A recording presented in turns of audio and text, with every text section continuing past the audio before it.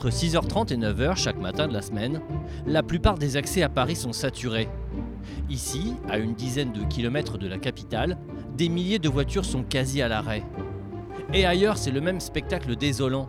Des embouteillages monstres qui empoisonnent la vie de millions de Franciliens. Pour accéder le matin aux autres grandes villes de l'Hexagone, ce n'est pas plus simple. Car en France, 13 millions de personnes utilisent leur véhicule personnel pour se rendre à leur travail. Parmi eux, 8 millions d'oubliés des transports en commun doivent parcourir au moins 15 km tous les matins. Pourtant, il est possible de trouver des solutions pour y remédier, à condition de savoir combiner astucieusement les moyens de transport, le car, l'autoroute et le chemin de fer. D'ailleurs, certaines lignes existent déjà et elles connaissent un franc succès.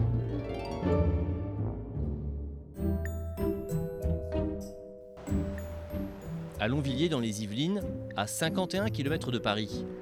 À cet arrêt de bus, chaque jour, des files d'attente se forment. Pour se rendre à leur travail à Paris, tous ces voyageurs entament un périple optimisé par la combinaison de moyens de transport. Je pars de chez moi à Lyon et je viens en voiture jusqu'au parking. Et après, je prends le bus. Après, je prends le RER à Massy. Après, je sors à Gentilly et je marche 20 minutes pour arriver à mon travail. Pour tous les habitants des communes de Dourdan et de Longvilliers, une ligne express est à leur disposition, avec un passage d'autocar garanti toutes les 5 minutes. Et comme le véhicule emprunte l'autoroute A10, tout va très vite. Je mets plus de temps en voiture qu'en transport en commun. Il s'agit bien d'un autocar et pas d'un bus. Il y a donc un nombre de places limité. Et succès oblige, certains doivent attendre le suivant. On constate la même affluence sur les parkings autour de l'arrêt de bus. Du coup, les usagers se garent parfois sur le bord de la route, en dehors des emplacements. Il y a de plus en plus de voitures qui viennent se garer le matin. Oui, parce et du que coup, c'est compliqué. Ouais. Voilà, c'est ça. Et surtout le mardi et le jeudi particulièrement. Voilà, Et quand il n'y a plus de place ? On fait comme on peut. parking sauvage. Mais le problème va bientôt être résolu, car Vinci Autoroute est en train d'investir 6 millions d'euros pour créer notamment, dès 2020, 100 nouvelles places de parking, juste en face de l'arrêt d'autocar. Un succès grandissant pour cette ligne, car elle permet aux habitants des communes de Dourdan, Ably, Saint-Arnoux, puis de Brive-sous-Forges et des communes plus rurales aux alentours, situées dans une fourchette de 40 à 70 km de Paris, de rejoindre rapidement la gare de Massy. De là, une majorité des usagers peuvent accéder aux zones d'activité en proche couronne parisienne. Les autres vont emprunter les RER B et C pour rejoindre Paris. À bord, chacun trouve sa place assise. Certains tentent de prolonger leur nuit, d'autres retrouvent des connaissances et partagent un moment de convivialité. Vous voyez, c'est très très calme. Donc les gens respectent le silence, passent pas de coups de fil. Donc chacun fait ce qu'il veut, dort. C'est bien. Des autocars qui empruntent l'autoroute et qui transportent 2700 passagers tous les jours. Pour certains, sans cette ligne express, il serait impossible d'aller travailler à Paris chaque matin. Ah oui. Ah bah oui. Parce que si je l'avais pas, faudrait que j'aille avec ma voiture jusqu'à Massy. Et déjà, faudrait prendre l'autoroute, donc voilà, c'est payant. Et puis en plus, il n'y a pas de parking gratuit à Massy, donc faudrait aussi garer la voiture, donc ce serait la même galère en fait. À Brive-sous-Forges, l'autocar s'arrête pour que d'autres passagers accèdent à bord. Un arrêt d'autocar sur une autoroute, c'est une première en Europe. Ici aussi, une file d'attente se forme aux heures de pointe. À peu près comme ça tous les jours. On est très très nombreux à en prendre le bus. Mais les usagers à l'abri dans un local chauffé ne patientent pas longtemps, car la fréquence de passage des autocars est élevée. Moins de 5 minutes entre 7h et 9h. Ah, c'est excellent.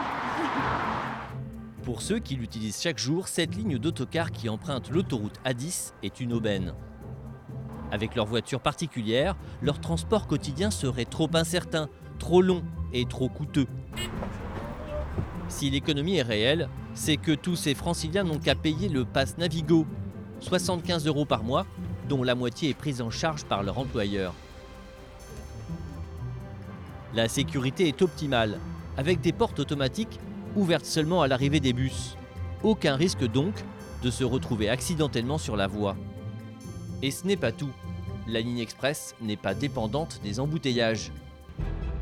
Car une voie dédiée pour les autocars a été prévue, afin d'éviter les bouchons qui se forment dans les 5 derniers kilomètres avant Massy. En moyenne, avec cette nouvelle voie express dédiée aux autocars, c'est un nouveau gain de 20 minutes sur le trajet quotidien des usagers. De quoi rendre cette solution de transport encore plus attractive. Quelle que soit la situation, nous on trace jusqu'à la gare routière qui est vraiment devant les RERB. Donc une fois qu'on descend du car, on est 3 minutes après dans le RER. À Massy, tous ces habitués se dispersent. Certains prennent un bus, d'autres un train, mais la majorité marche jusqu'au quai du RER, où leur voyage quotidien se poursuit sur la ligne B ou C. Attention, ce train est direct. Au final, pour atteindre leur bureau situé à Paris ou en proche banlieue depuis les environs de Longvilliers, ces usagers passeront 5 minutes dans leur voiture, puis 20 minutes en autocar, 30 minutes en RER et enfin une dizaine de minutes à pied ou en métro. En moyenne, il faudra 1 heure pour que ces voyageurs rejoignent leur lieu de travail. Et le soir, la durée du trajet est identique. Les RER les ramènent à Massy, où les autocars les attendent pour un nouveau trajet sur l'autoroute, avec des arrêts à Brive-sous-Forges et à Longvilliers. Pour limiter l'attente des usagers, des autocars à étages sont désormais en circulation.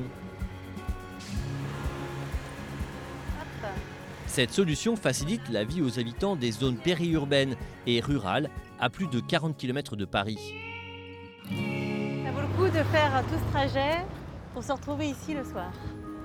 Avec ces nouveaux investissements, Vinci Autoroute souhaite transformer ce site de Longvilliers en un hub multimodal, avec un bâtiment d'accès aux voyageurs, des pistes cyclables et 8 quais d'embarquement pour les autocars. De quoi faciliter la vie des usagers de la région. C'était bien le tennis, Flo? Et cette solution peut être dupliquée partout en France. S'appuyer sur le réseau routier et autoroutier qui irrigue les banlieues de toutes les grandes villes de France pour que des autocars puissent transporter des milliers d'usagers chaque jour jusqu'au cœur des villes. C'est aussi une plus-value pour la collectivité tout entière, avec une réduction significative des trajets en voiture particulière, et donc un moyen efficace pour lutter contre la pollution de l'air.